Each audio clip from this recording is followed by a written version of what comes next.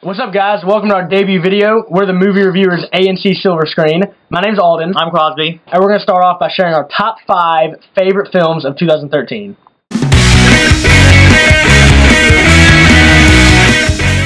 There's a lot of great films in 2013, but only a handful stood out to me. And I'm going to come in with number 5 at Fast 6. This was really good. It had good action, but I went in to this movie just knowing to turn my brain off and just enjoy the action. That was a good film. We saw it at midnight. The sound was explosive. The audience was engaged. I really enjoyed that. My number 5 is going to be another film that audience was engaged. You laughed every scene they were on. It was hysterical, and that's Anchorman 2.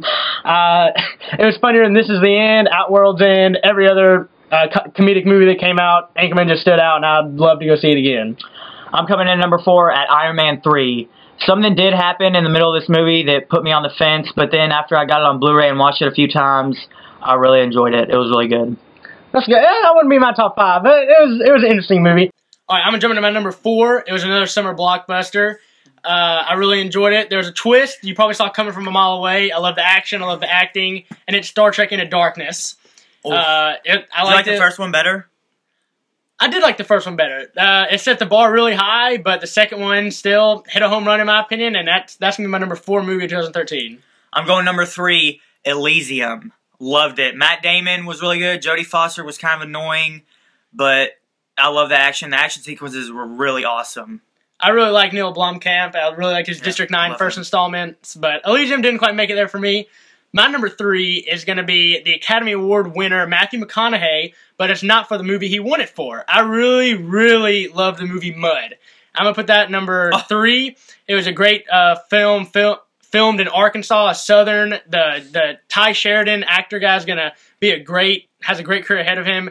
I really loved the acting and definitely the writing in this film. Also really like Mud, and coming in from my number 2 is going to be American Hustle. This was just the acting phenomenon. You had, Christian Bale, Bradley Cooper, Jennifer Lawrence, Amy Adams. They all brought their A game. But I thought Jennifer Lawrence felt a little cartoony. She had a little too much confidence, and she just kind of acted like she could do whatever she wanted. But yeah, that's going to be number 2 is American Hustle. American Hustle didn't quite get it there for me, but the film, my number 2, is going to be a film that I think got snubbed in the Best Supporting Actor category and the Best Director category. And that's going to be Rush. I think Daniel Bruhl knocked it out of the park as Niki Lauda, and he deserved to be nominated. So did Ron Howard for great direction. The car chase sequences, the racing, everything was so intense. I got emotionally involved in both characters. I was rooting for both of them. I didn't care who came out on top, and I was invested, and I loved it from the gun. My number 1 is going to be Rush, because Chris Hemsworth and Daniel Bruhl is his name, I think. Yeah, he got nominated for a Golden Globe.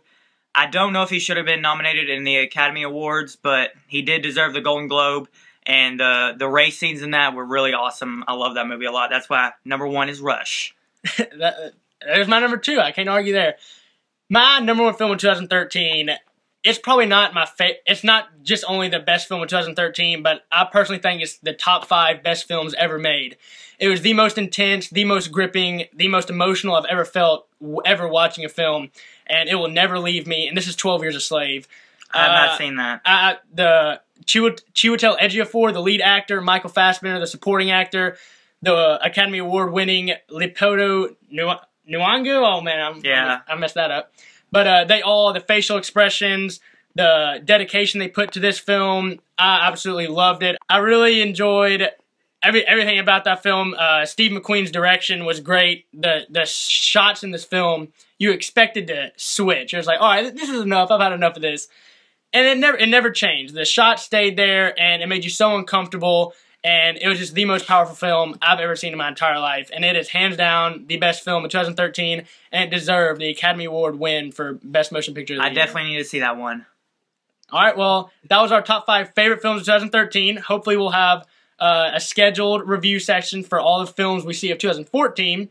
But you can follow us on Twitter. We'll have the links below. And once again, this was the A&C Silverscreen. Don't forget to comment and leave your top 5. Like review. She watched a lot of videos that Cameron did. Alright. Let's get this bad boy going.